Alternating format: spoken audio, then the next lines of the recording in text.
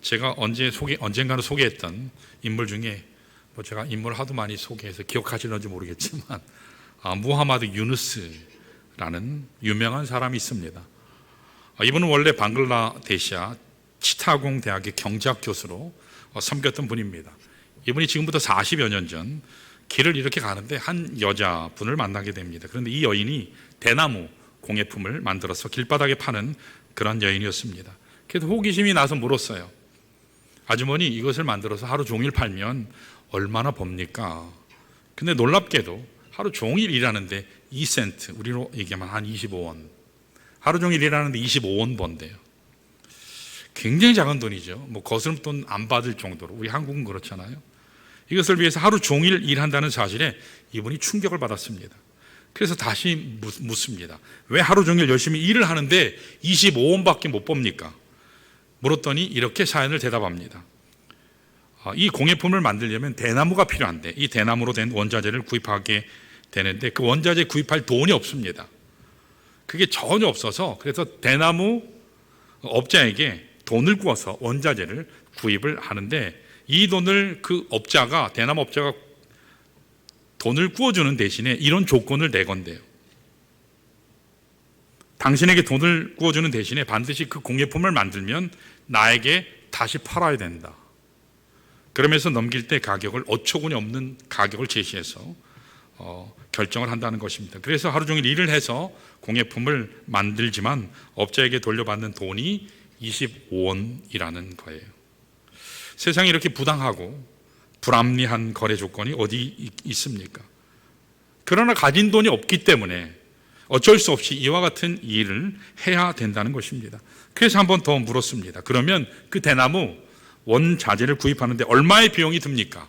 20센트, 250원 든대요. 이 말을 들은 이 유누스가 얼마나 부끄러웠는지 250원이 없어서 하루 종일 노동하고도 25원밖에 벌지 못하는 이 여인이 내가 사는 이 땅, 이 사회에 있다는 사실, 그걸 생각하니까 너무 화가 나기도 하고 부끄럽기도 했습니다. 나는 과연 지금까지 뭐 하고 살았나? 깊은 자책감이 든 것입니다. 그래서 그냥 20센트를 250원을 꺼내서 그 여인에게 줄까 하다가 마음을 바꿨습니다. 지금 당신처럼 이렇게 사는 처지에 있는 사람들 명단을 한번 가져와 보십시오. 가지고 왔더니 42명의 명단이에요. 그때 유누스가 자기 주머니를 뒤져보니까 27달러, 한국 돈으로 환산하면 지금 환율로 하면 한 7만 원 돼요. 7만 원이 들어있었습니다. 그래서 그가 가진 이 7만 원을 전부 그 42명 사람들에게 나눠줄까 하려다가 그러면서 나눠주면서 덧붙이기를 이렇게 얘기했습니다. 이것을 그냥 주는 게 아니라 제가 대출해 주는 겁니다. 대출해 주는 거니까 당신들이 이 돈을 가지고 대나무 원자재를 사서 구입한 후에 정당한 가격을 취한 후에 그리고 나서 원금을 돌려주세요. 그리고 나서 유누스가 이 사실을 학교 가서 동료들 교수에게 막 열심히 설명을 했더니 동료들이 조금 미쳤다고. 가난한 사람들의 속성이라고 하는 것은 돈을 주면 절대로 갚지 않아. 당신 그냥 27불, 27달러, 7만 원 날렸어. 그렇게 비난합니다. 비웃습니다.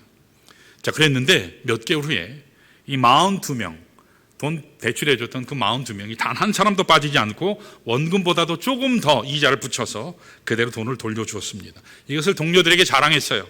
그러니까 동료들이 이건 한 마을이니까 우연이 된 거야. 두 번째, 그 다음 마을로 가서는 안 될걸. 그래서 유누스가 두 마을에 똑같이 돈을 베풀었습니다. 그랬더니 이 두 마을에 있는 사람들도 똑같이 원금을 다 가지고 왔어요. 그 다음에 동료에게 얘기했더니 두 개는 어쩌다 했지만 5마을은 안 될걸. 근데 5마을에도 똑같이 했는데 똑같은 변화가 왔어요. 이렇게 해서 10개 마을, 50개 마을, 100개 마을, 작은 돈이지만 소액의 자금을 대출해주는 일을 확장해 가던 중에 드디어 1983년도에 이 일만 전문으로 하는 은행이 탄생이 됐습니다. 그 은행이 그 유명한 그래민 뱅크, 소액 대출 은행이라는 은행입니다. 지금도 현재 방글라데시아에 그 은행이 있어요. 현재는 4만 6천 개의 마을에 370만 명이 넘는 가난한 자들에게 작은 돈을 대출해 주는 은행이 된 것입니다. 그 370만 명 중에 90%는 연약한 여인들입니다. 그들 한 사람당 12불에서 15불씩, 그러니까 3만 원에서 한 4만 원 정도를 저이자로 대출해주고 그들이 정당한 가격을 받으면서 사업을 할 수 있도록 도와준 결과 현재까지 45억 불, 그러니까 우리나라 돈으로 한 5조 8천억을 대출해주는 그런 어마어마한 은행이 됐습니다. 직원만 18,000명이고 지점이 2,000개가 되는 거대한 은행이 된 것입니다. 그래서 2007년도에 무려 700만 명에게 대출해주는 그런 은행이 됐고, 이것이 소위 말하는 마이크로 크레딧 무브먼트이라는 소액 대출 운동이 시작된 겁니다. 이것을 시작으로 해서 이 무하마드 유누스는 2006년에 노벨 평화상을 수상했어요. 이 사람이 수백만 명에게, 가난한 사람들에게 삶의 희망을 불어넣어주고 삶의 터전을 새롭게 만들어주는 이 놀라운 일은 그의 주머니에 있었던 7만 원, 거기에서 시작됐다는 거예요. 굉장히 작았지만 그것을 통해서 방글라데시의 엄청난 좌절 가운데 있는 사람들에게 희망을 주고 소망을 주게 됐다는 거예요. 사람들이 보기에 따라서는 작은 돈이에요. 7만 원 가지고, 27불 가지고 도대체 할 수 있는 일이 뭐가 있겠나, 그렇게 생각할 수도 있지만, 그러나 여러분 기억하시기 바라요. 작다고 가치가 없는 게 아니에요.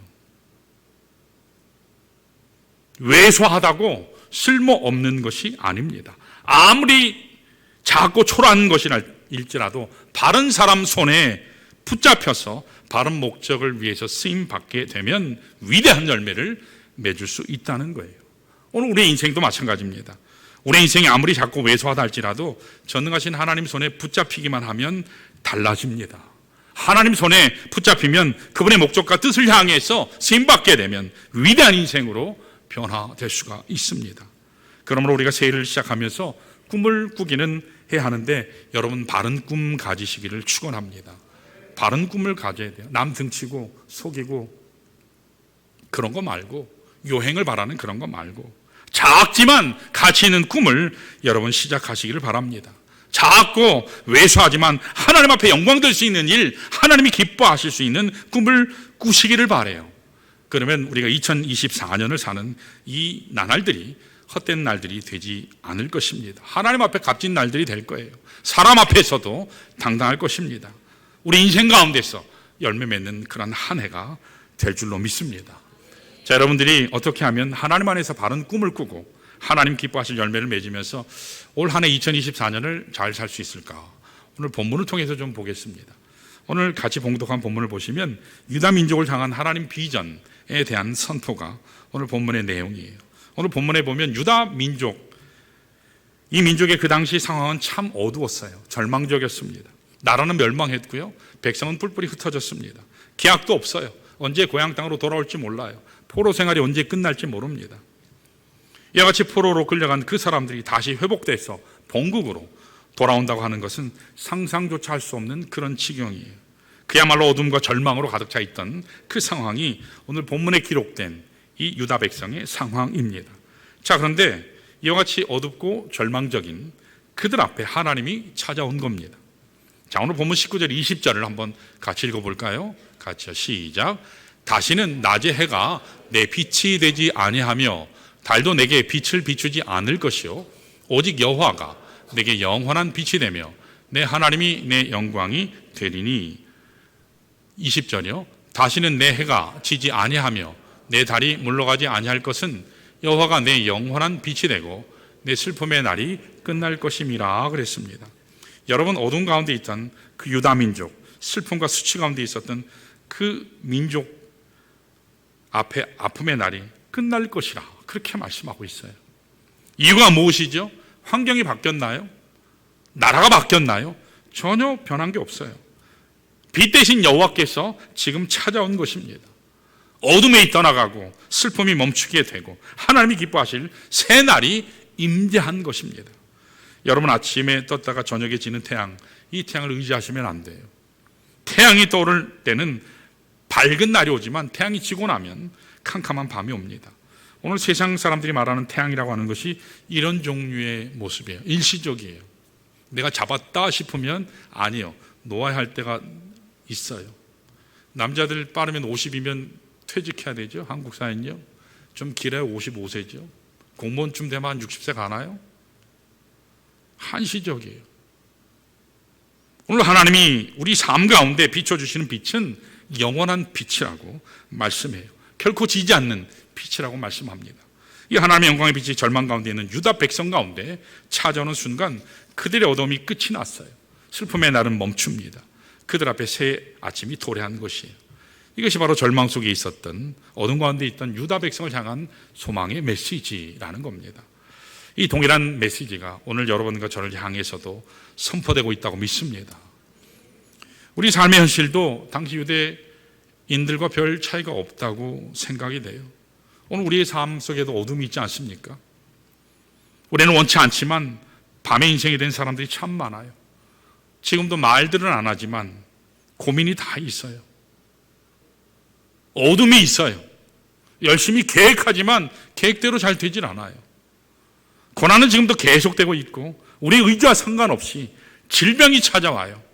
예기치 않던 여러 가지 사건들이 일어납니다. 앞뒤는 막막하기만 합니다.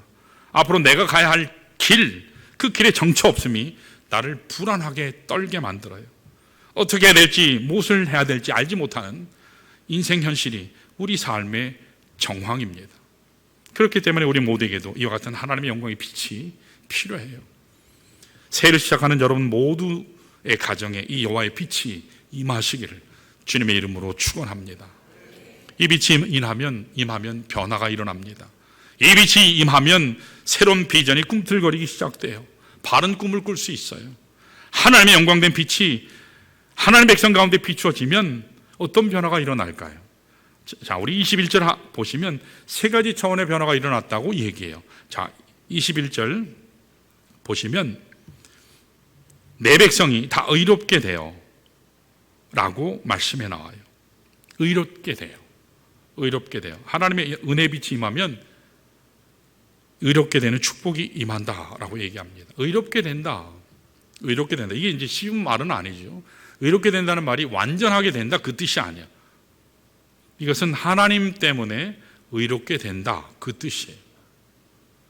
좀 더 어려운 말로 표현하면 칭의의 사건이다. 하나님이 그냥 의롭다 칭했다 그걸 얘기해요. 이 말을 좀 더 쉽게 풀어드리면 우리가 의롭도록 다 만들어진 것이 아니고 의롭다고 그렇게 하나님이 봐주신 거예요. 의롭다고 선포해 주신 거예요.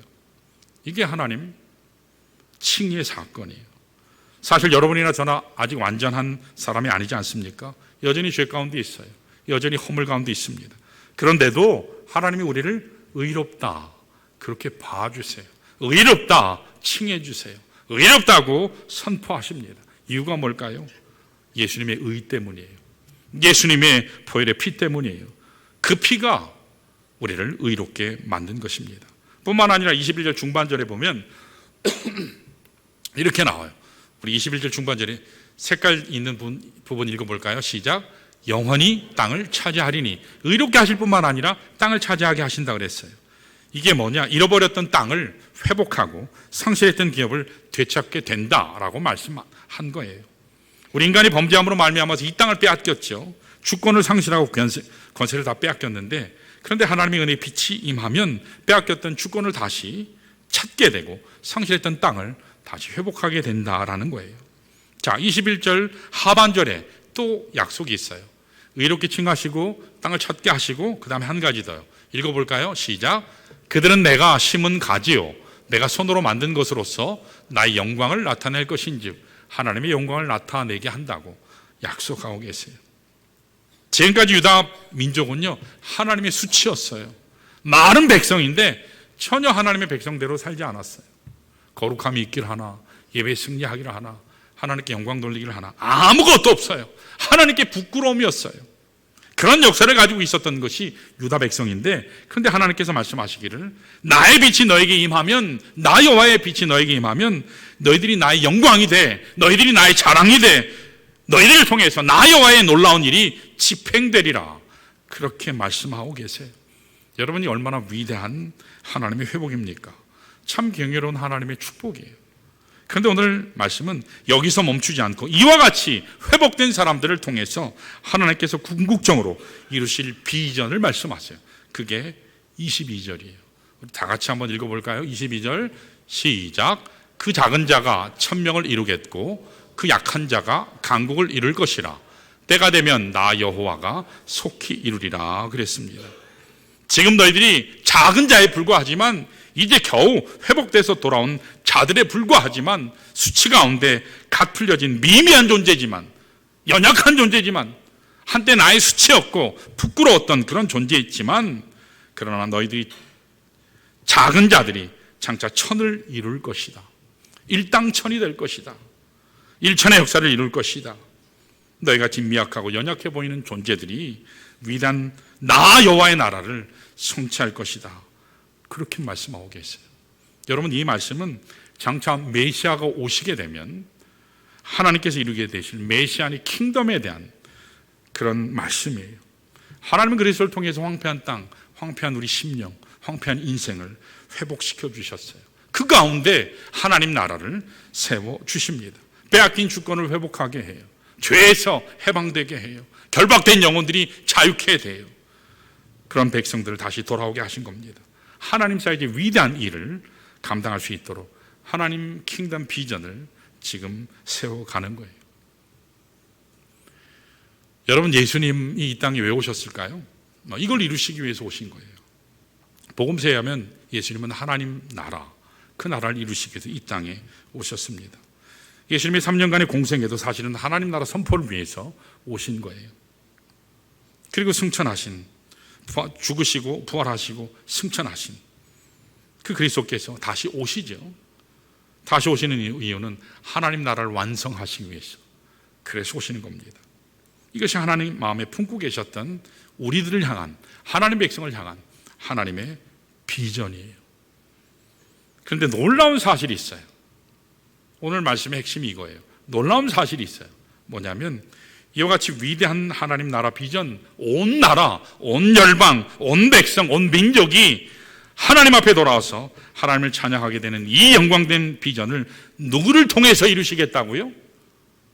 오늘 본문에 의하면 그 작은 자를 통해서, 가장 연약한 자를 통해서, 볼품없는 자, 그들을 통해서 내가 이루겠다 말씀해요. 여기에 우리의 소망이 있어요. 여기에 하나님의 은혜가 있습니다. 여기에 하나님의 역사하심이 있다고 믿습니다. 세상에는요, 큰 자들이 참 많아요. 위대한 사람 얼마나 많습니까? 큰 이름들이 얼마나 많은지 몰라요. 내노란 기라성 같은 사람들이 도처에 깔려 있죠. 너무 잘나고 너무 많이 배우고 너무 많이 가지고 세상 사람들에게 인정받는 그런 사람들. 그런데 하나님은 그런 데 관심이 없다고 말씀하세요. 오늘 말씀에 의하면 하나님은 작은 자들에게 관심을 쏟고 계세요. 세상이 내세우는 그런 큰 사람, 세상이 이야기하는, 세상 사람들이 사랑하는, 관심하는, 따르고 싶어하는 그런 위대한 사람이 아니라 비록 작게 보일지라도 연약한 자들을 관심한다고 말씀하세요. 그 가슴에 진실함을 담고, 그 가슴에 진리를 담고, 그 가슴에 생명을 담고 있는 작은 자, 연약한 자, 그들을 통해서 하나님 일천의 역사를 이루시겠다고, 천배를 이루는 하나님 나라의 비전을 이루시겠다고 말씀해요. 오늘 하나님의 교회는 작은 자들의 교회예요. 참으로 신실한 사람들, 예수밖에 모르는 사람들이 모인 교회가 그것이 교회예요. 비록 겨자씨 같고 연약하고 미미하지만 하나님이 부르신다면 나의 것을 다 쏟아부어서 하나님 나라 영광을 위해 달려갈 사람들이 모인 곳이 교회예요. 그래서 교회는 뭐 많은 것을 가진 사람이 일하는 것을 참 보지 못하는 것 같아요. 연약한데, 없는데, 근데 주님 사랑하는 마음으로 하나님 작은 자들, 그들을 통해서 하나님이 일하시는 걸 참 많이 보게 돼요. 우리 교회도 그런 모습이 참 많지 않습니까? 그래서 저는 우리 금년 교회 표가 뭐죠? 아직 안 달았어요. 다음 주에 달 거예요. 일부러 안 달았어요. 뭘까요? 우리 교회 표가? 이 앞에 있잖아요. 제일 앞에. 제일 앞에. 근데 관심이 없으면 이게 안 보여요. 안 보여요. 1년 내내 해도 표가 뭐예요? 몰라요. 이렇게 돼요. 매주 받으면서도 그 작은 자가 천을 이루리라. 가장 미약한 자들이 큰 강한 나라를 이룩하는 이것이 하나님 나라 비전이고 2024년 맞이한 우리 교회 비전입니다. 우리 교회 할 일이 참 많아요. 양육도 해야 되고 전도도 해야 되고 또 부흥해야 돼요. 우리 외적인 모습을 확장하는 것도 참 중요하지만 우리 안에 영적인 배가가 일어나는 것이 참 중요해요. 영적 부흥이에요. 여러분들 하나님을 인식할 수 있는 것이 중요해요. 교회에 오는데 사람 인식하는 것, 그건 그 다음이에요. 여러분 예배는 뭐죠? 하나님 만나러 오는 거예요. 사람 만나러 오면 여러분 실망해요. 하나님 만나러 오는 거예요. 영적인 사람은 하나님이 느껴지고 보이죠. 근데 그렇지 않으면 보이지 않죠. 영적 부흥이 일어나야 돼요. 이전보다 배나 부흥해야 합니다. 우리 안에 먼저 영적인 하나님 임재가 필요합니다. 작은 자 한 사람을 통해서 천을 이루시는 하나님, 능치 못할 그 하나님, 그분은 우리를 통해서 못하실 일이 없는 줄로 믿습니다. 자, 그러면 우리가 어떻게 할 때 우리는 작은 자이지만 하나님 앞에 위대한 꿈을 가지고 쓰임받을 수 있을까? 작지만 하나님께 쓰임받으려면, 자, 첫 번째로 따라할까요? 하나님의 심으심이 필요하다. 뭐가 필요해요? 하나님의 심으심이요. 여러분, 우리가 하늘에서 갑자기 뚝 떨어지고 땅에서 솟아난 사람이 아니죠. 저절로 이 세상에 온 사람은 아무도 없어요. 하나님이 심어주신 거예요. 우리가 이 땅에 살게 된 근본 이유는 하나님이 우리를 이 땅에 심으셨기 때문에 우리가 지금 살고 있는 거예요. 그러므로 우리 모든 그리스도인의 삶의 근본 출발은 하나님의 심으심으로부터 시작됐다라는 거예요. 하나님께서 우리 인생을 심어주셨는데 언제 심겨지면 우리 인생이 가장 번창할까요? 열매를 맺을까요? 어디 여러분의 삶이 심겨지면 여러분 앞길이 가장 축복될까요? 성경적인 용어로 말씀드리면 따라할까요? 샘 곁에 심겨야 한다. 샘이요, 샘. 자, 우리 창세기 49장 22절 한번 볼까요? 같이 읽습니다. 시작. 요셉은 무성한 가지, 곧 샘 곁에 무성한 가지라. 그 가지가 담을 넘었도다 그랬습니다. 여러분, 요셉이라는 사람 잘 아시잖아요. 요셉은 굉장히 기구한 사람이에요. 형들에게 버림받고 배신당하고 속임당하고 열심히 일했지만 감옥에 무고죄로 들어가게 되고 잊혀지는 그런 삶을 살았던 사람이에요. 어린 나이, 17살의 나이에 불과했는데 그 감당할 수 없을 만큼 힘든 시련과 고통이 참 많았습니다. 그럼에도 불구하고 요셉의 인생은 점점 쇠퇴한 것이 아니라 점점 강해져 갔다는 거예요. 그리스도인은 점점 강해져가는 인생을 사는 사람들이에요. 얼마나 강해졌는지, 얼마나 번성했는지 가지가 담을 뛰어넘어갔대요. 가지가 그 어떤 장애도 다 뛰어넘어갔어요. 그럴 정도로 인생이 번창해 간 것입니다. 그 어떤 한계도 요셉을 제한 지을 수 없었어요. 다 뚫고 넘어갔습니다. 이와 같은 번성의 이유가 무엇이라고요? 샘 곁에 심겨졌기 때문이에요. 샘 곁에 심겨진 나무이기 때문이에요. 여러분 인생이 하나님의 축복의 샘 곁에 심기면 여러분 인생은 번성하게 됩니다. 잘 되게 돼요. 내가 노력하고 애쓰는 거 물론 필요해요. 그런데 내가 나의 노력으로만, 나의 애씀으로만 열매 맺혀지는 게 아니에요. 여러분이 있어야 될 곳에 바르게 심겨지면 여러분 번성하게 됩니다. 있어야 될 곳에 있어야 돼요. 엉뚱한 곳에 있으면 하나님이 주고 싶어도 줄 수가 없죠. 하나님의 은혜 안에 거하시기 바랍니다. 하나님의 축복 안에 거하시길 바라요. 하나님의 능력 안에 거하시기를 축원합니다. 그래야 여러분의 인생이 복된 삶을 살 수 있어요. 최근 우리 인생을 이 경제적인 한국 사회를 보면 뭐 세계도 마찬가지죠. 경제적인 불황이 금리가 하도 높으니까 미국에서는 안 떨어뜨린다고 지금 그러고 있죠. 떨어져야 되는데 이자 갚느라고 온 우리 한국 백성들이 다 고생하잖아요. 경제적인 불황이 이제 좀 그치고 회복이 좀 될 거다 기대를 했지만 올해도 작년과 뭐 별 차이 없이 오히려 더 안 좋을 수도 있다라는 경제적인 지표 또 전문가들의 그런 의견이 쏟아져 나오고 있어요. 이보다 현장에서 느껴지고 체감되는 어려움 때문에 많은 사람들이 이 땅의 삶의 여정이 너무 힘듭니다. 너무 촉박합니다. 내 힘으로 살아가기 너무 버겁습니다. 그렇게 이야기하는 분들이 참 많아요. 우리 교회 성도들도 그런 분들이 많아요. 물론 우리의 삶이 너무 힘이 드니까 세대 간의 갈등도 있지 않아요? 생각의 격차가 갈수록 벌어지고 있어요. 말이 통하지 않는 시대에 우리가 살아요. 말을 했는데 서로 말귀를 못 알아들어요. 문화가 통하지 않아요. 이 시대에 생존하며 산다는 것이 너무 버겁습니다. 너무너무 힘든 시대에 우리가 사는 것이 사실이기도 해요. 그러나 여러분, 아무리 척박한 이 시대에 우리가 산다 할지라도 하나님 안에 심겨지기만 하면 여러분, 능력 있는 인생 살 수 있습니다. 어디에 우리가 있든 상관 전혀 없어요. 우리 인생의 현주소가 하나님 안에 뿌리 내리게 되면 그때 하나님이 공급하시는 그 능력으로 여러분이 번성할 수 있습니다. 여러분이 새 열매를 향해서 달려갈 수 있어요. 이런 면에서 저는 금년 한 해 여러분 모두의 삶의 터전이 하나님 중심 되시기를 축원합니다. 매일 하나님 만나셔야 돼요. 매일 깊이 교제하셔야 돼요. 남 때문에 하는 게 아니에요. 무릎 꿇으셔야 돼요. 기도하셔야 돼요. 너희가 지금까지 내 이름으로 구하지 아니하였으나 구하라. 내 이름으로 구하라. 우리 믿는 사람들 중에 가장 악습이 뭐냐? 기도해야 되는 거 아는데 안 해요. 기도해야 되는 거 아는데 안 해요. 하나님 말씀 읽어야 되는데 다 안 돼요. 다 안 돼요. 그래서 은혜 만남 와서 제가 여러분들 심하게 얘기하면 박살 내는 게 뭐죠? 깨닫게 하는 게 뭐죠? 여러분들은 무식합니다. 그걸 제가 가르쳐 드리죠.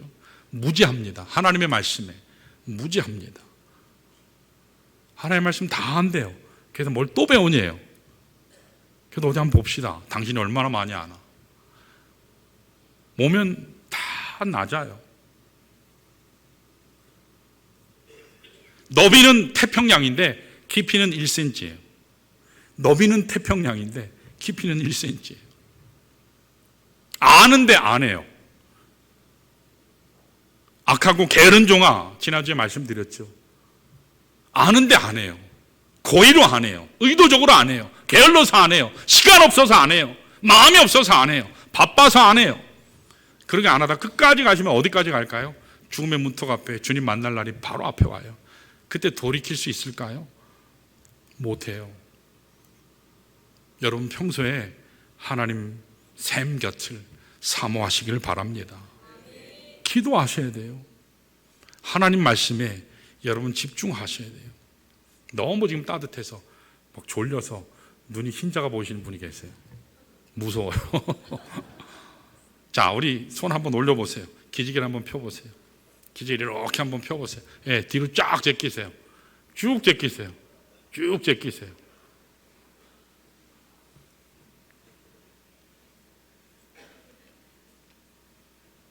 하나님 옆에 심으심, 이게 필요해요.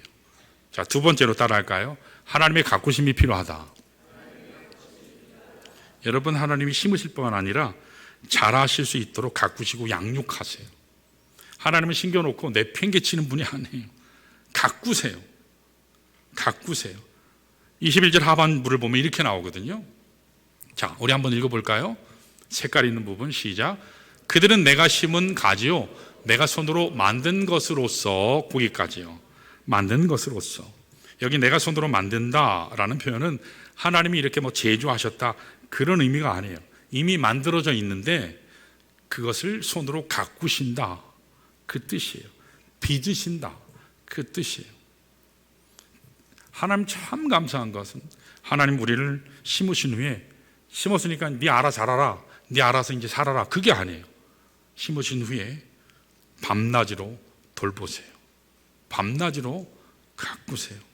그렇기 때문에 여러분이 이 자리에 앉아 있는 줄 믿습니다.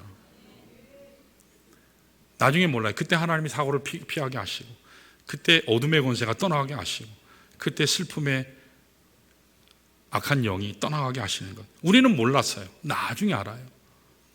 여러분들이 잘 자랄 수 있도록 영양분을 공급하시고, 거름도 주시고, 잘 준비된 양식도 주시고, 또 물도 주시고 생수도 듬뿍듬뿍 주셔서 시들지 않고 마르지 않도록 하나님은 항상 주목하고 계세요. 케어하세요. 에스겔서 34장을 보시면 목자 대신 하나님께서 행하시는 사역 가운데 첫 번째가 먹이시는 사역이에요.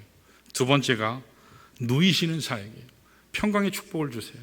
세 번째가 지키시는 사역이에요. 네 번째가 고치시는 사역이에요. 어떤 아픔이나 어떤 슬픔도 깨어진 부분도 하나님이 힐링 하신다고 말씀하세요. 바라기는 2024년 한 해 동안 여러분 하나님의 먹이시고 누이시고 지키시고 고쳐주시는 그 하나님 은혜가 넘치시기를 바랍니다. 여러분 그러면 걱정할 필요 없겠죠. 하나님이 다 책임져 주세요. 자, 그런데 하나님이 양육하시는 방법은 좋은 것만 주시면 참 좋은데 그것만으로 하시지 않아요. 하나님이 때때로 채찍도 주시더라는 거예요. 채찍 우리 좋지 않잖아요. 싫잖아요. 여러분 좋은 정원사가 어떤 정원사인지 아세요? 거름만 잘 주면 좋은 정원사냐? 아니에요. 정말 좋은 정원사는 가지를 잘라야 할 때 그 가지를 잘라주는 정원사, 가지치기를 잘해주는 정원사가 좋은 정원사예요. 가지를 하나님께서 자르는 이유는, 정원사가 자르는 이유는 딱 한 가지예요. 나무가 잘 자라라고, 잘 되라고, 풍성하게 더 건강하라고. 그래서 가지 잘못된 부분을 잘라주시는 거예요. 근데 우리는 되게 아파요. 그거 싫어해요. 여러분, 하나님께서 여러분의 인생을 더 부유하게 건강하게 만드시기 위해서 때때로 하나님이 이 아프지만 채찍을 드실 때가 있어요. 너무 아파요. 왜 하필이면 나냐? 왜 하필이면 이때냐? 그런데 여러분, 이것을 거부하시면 안 돼요. 하나님의 뜻을 잘 보시기를 바랍니다. 히브리서 12장 8절 한번 볼까요? 이렇게 기록해요. 읽습니다. 시작. 징계는 다 받는 것이오늘 너희에게 없으면 사생자요 친아들이 아니니라. 여러분 성경에서 아들이라는 표현은 자녀라고 바꾸셔서 읽어야 돼요. 자매님들이 열받아 하시는데 아들이라는 표현은 자녀라는 말하고 동의해요. 아들, 딸 똑같은 표현이에요. 여러분 내 자식이 아닌데 채찍을 들 이유가 있나요? 옆집 아이가 공부를 못해요. 옆집 아이가 탈선해요. 그런다고 뭐 내가 밤새 고민하면서 막 기도하면서 애쓰면서 막 슬퍼하나요? 전혀 상관없어요. 내 새끼 아니니까. 아이고 참 안 됐다. 네 새끼인지 모르지만 이러지. 여러분 신경 쓰세요? 전혀 신경 안 써요. 그런데 만약 내 아들, 딸이 잘못되면 여러분 가만두세요? 절대로 가만두지 않아요. 잘못되면 채찍을 가해서라도 때려서라도 바른 길을 가게 해요. 이게 하나님의 심정이에요. 하나님께서 여러분과 저를 징계하고 채찍하는 것은 사랑의 또 다른 측면이라는 거예요. 근데 사실은 참 굉장히 아파요. 그러면서 하나님 나 사랑하지 않죠? 떼쓰기도 하잖아요. 2024년 한 해 동안 하나님께서 어떤 방식으로 우리를 이끌어 주시고 우리를 양육해 주시든지 여러분 감사하시길 바랍니다. 순종하시기를 바랍니다. 주님 그대로 따라가시기를 바랍니다. 그러면 하나님 뜻 가운데 위대한 인생이 될 줄 믿습니다. 자, 마지막 세 번째로 따라할까요? 하나님 이루심이 필요하다. 여러분 물론 하나님이 심으시고 가꿔주시지만 열매 맺게 하시고 모든 것을 성취하게 하시는 분, 그게 하나님이라는 사실을 오늘 본문이 밝히고 있어요. 자, 22절 다시 한번 읽어볼까요? 22절 시작. 그 작은 자가 1000명을 이루겠고 그 약한 자가 강국을 이룰 것이라. 때가 되면 나 여호와가 속히 이루리라 말씀하셨어요. 여기 누가 이룬다고 말씀하셨죠? 여호와가, 하나님이 이루신대요. 오늘 본문을 보면 묵상하다가 두 가지 표현 때문에 제가 묵상하면서 이걸 어떻게 해석을 해야 되나. 여기 때가 되면이라는 말씀과 속히라는 말씀이 이렇게 충돌되는 것 같이 보여지거든요. 때가 되면이라는 말이 표현하는 그 암시는 뭐죠? 아직 기다려야 된다라는 암시가 있죠. 아직 때가 되지 않았다라는 것을 암시하잖아요. 아직 미완성인 것을 이야기해요. 자, 그런데 속히라는 건 뭐죠? 지금 당장 된다는 거예요. 당장.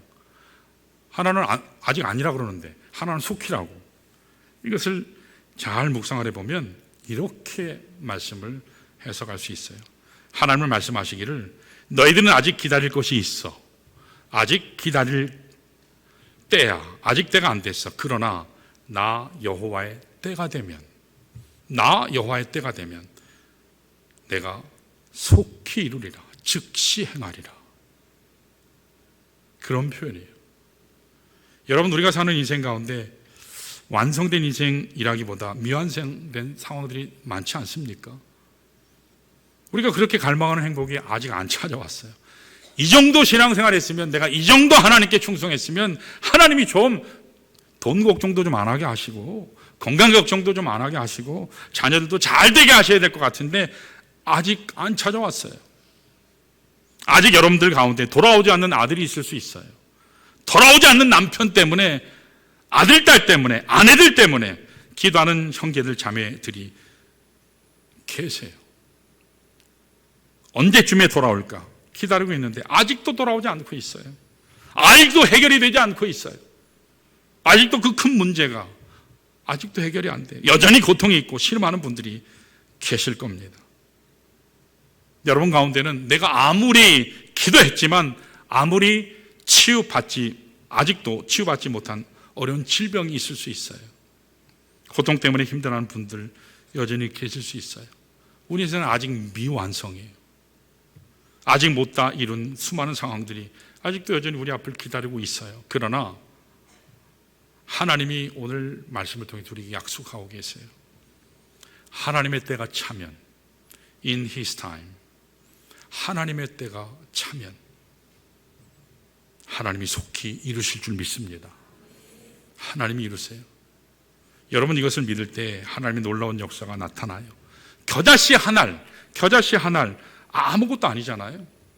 누구에게도 관심 받지 못해요. 보잘것 없어요. 그 겨자씨 한 알이 이 땅에 심겨지면 30배, 60배, 100배가 된다고 신약에서는 약속했는데 구약 오늘 하나님의 본문 말씀에서는 뭐라고 약속하셨죠? 이 작은 자, 겨자씨와 같은 작은 자는 하나님 신뢰하고 믿음으로 나가면 1000배를 이룬다 말씀하세요. 여러분 올 한 해 일당 1000 되시기를 축원합니다. 1000배를 남기는 여러분 가정 되시길 바라요. 여러분 일터 되시기를 축원합니다. 하나님의 교회 되기를 축원합니다. 그런데 이와 같은 역사를 이루려면 믿음이 있어야 돼요. 믿음이요. 보편적으로 성경에서 이야기하는 믿음은 4종류예요. 자, 믿음에 대해서 제가 짧게 얘기할게요. 첫 번째가 구원받는 믿음이에요. 이거 주님 영접하면 믿죠. 얻게 되죠. Simple faith. 두 번째 믿음이 성화의 믿음이에요. 내가 믿음으로 내 인격이 변하고 삶이 거룩하게 변화되는 이것을 성화의 믿음이라고 얘기해요. 그래서 구원받은 믿음을 갖게 되면 영생의 축복을 누리죠. 그런데 성화의 믿음을 갖게 되면 거룩한 삶, 그래서 열매 맺는 삶을 살게 돼요. 세 번째 믿음이, 성경에서 얘기하는 세 번째 믿음이 맡기는 믿음이에요. 여러분 맡기는 믿음을 갖게 되면 하나님이 주시는 평강의 축복이 있어요. 심령의 평강이 있어요. 내 생각과 마음을 하나님이 이렇게 지켜주셔서 평강을 하나님이 허락하세요. 그런데 오늘 우리에게 지금 필요한 것은 이 네 번째 믿음이에요. 초월하는 믿음이에요. 초월이요. 이것은 하나님의 기적을 믿는 믿음이에요. 비과학적인 게 있고 초과학이 있잖아요. 비현실적인 게 있고 초현실적인 게 있잖아요. 믿음에 초월하는 믿음이에요. 이 믿음이 기적을 가져와요. 신구약 성경 가운데 기록된 수많은 기록들이 이와 같은 초월적인 믿음을 가진 사람들이 체험했던 신앙 사건, 그 사건의 결과예요. 저는 금년 한 해 살아가시는 여러분들에게 이 믿음 있기를 축원합니다. 분명히 안 되는데 초월하는 믿음 가지면 하나님이 하실 겁니다. 내가 아무리 생각해도, 내가 아무리 지금까지 공부하고 경험한 걸 다 따져도 안 돼요. 절대로 될 수 없어요. 나는 망하는 것이 정상이에요. 나는 이제 물러나야 정상이에요. 근데 하나님이 함께 하시면 여러분 그걸 뛰어넘어갈 줄 믿습니다. 하나님은 뛰어넘어가게 하세요. 초월적인 믿음, 나를 넘어선 믿음, 나의 생각 이상, 이성, 경험 다 뛰어넘는 믿음. 나는 할 수 없지만 하나님은 하신다. 하나님이 못하면 하나님 아니죠. 그렇잖아요. 이걸 믿고 하나님의 능력을 신뢰하는 믿음이 올 한 해 여러분들 삶에 충만하시길 바라요. 그래서 30배, 60배, 100배, 더 나가서 1000배 열매를 맺게 하실 그 하나님을 여러분 경험하시길 바랍니다. 예화 하나를 하고 마칠게요. 영국에 가보신 분 계시나 모르겠어요. 가면 가장 큰 체인 스토어가 존 루이스라는 체인점이 있어요. 엄청나게 큰 회사 중에 하나입니다. 지금은 뭐 여러 군데 있더라고요. 그 당시 아마 버밍햄에 있었던 것 같은데, 이 회사가 건물 확장 공사를 계획했습니다. 근데 기존 부지가 부족해서 이제 건물을 이제 확장하려고 크게 계획을 세우는데 한 가지 문제가 생겼어요. 확장하려고 하는데 그 중간 지점에 교회가 하나 있는 거예요. 교회가. 그것도 쬐만한 교회. 근데 그 교회가 퀘이커 교도들이 모이는 교회였어요. 이걸 사야지 전체가 이게 확장이 될 수 있어요. 제대로 확장 공사를 하게 되는 것입니다. 이 상황을 직면하게 된 이 존 루이스 회사에서 퀘이커 교도 본부에 편지를 보냈어요. 편지 내용이 이렇습니다. 우리 존 루이스 회사에서 큰 확장 공사를 하려고 합니다. 그런데 그 교회, 교단의 한 작은 교회당이 우리가 확장 공사하려는 그 중간 지점에 자리를 잡고 있습니다. 이것 때문에 우리가 공사를 중단할 수 없으니 얼마를 지불해도 좋으니까 그 건물을 우리가 구입하고 싶습니다. 그러니 값을 부르세요. 당신들이 원하는 가격대로 지불하겠습니다. 이런 편지를 교단에 보냈어요. 퀘이커 교단에.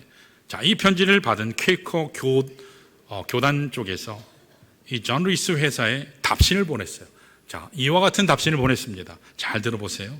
귀 회사에서 우리 교단의 교회 부지가 필요하다는 소식을 받았습니다. 그런데 우리 교회는 당신 회사보다 먼저 이곳에 자리를 잡은 더 오래된 건물입니다. 그래서 우리는 귀 회사가 사용하는 그 건물을 오히려 우리에게 파십시오, 넘기십시오. 구입하기를 위해 기도하고 있습니다. 당신들이 얼마를 부르든 우리가 다 지불하겠습니다. 그걸 우리 교단에서 결정했습니다. 그렇게 편지를 보냈어요. 그러면서 그 맨 밑에 편지를 보낸 사람의 시그니처 사인이 그 아래에 적혀 있는데 팻 베리라는 사람의 이름이 적혀 있어요. 이 사람의 이름이 누군지 아세요? 그 당시 영국 최대 갑부의 이름이었어요. 영국 최대 갑부. 그 사람이 퀘이커 교도였어요. 이 루이스 회사, 존 루이스 회사보다 몇십 배 더 큰 회사의 회장이었어요. 그분이 내가 살 테니까 팔아 그랬어요. 여러분, 감히 누가 누구를 인수하겠다는 겁니까? 이 정도 배짱이 있어야 되지 않을까요? 세상이 하나님의 교회를 인수할 수 있을까요? 오늘날에는 신앙의 하향 평준화가 돼가지고 우리는 못할 거예요. 처음부터 안 하려고 그래요. 여러분, 초월하는 믿음은 하나님을 의지하는 거예요. 하나님이 아십니다.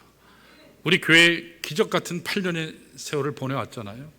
무너질 수 있는 수많은 시간들이 있었는데 하나님이 지키셨어요. 하나님이 함께 하셨고 하나님의 성도들을 통해서, 목자를 통해서 지금까지 오게 됐어요. 하나님이 하시는 거예요.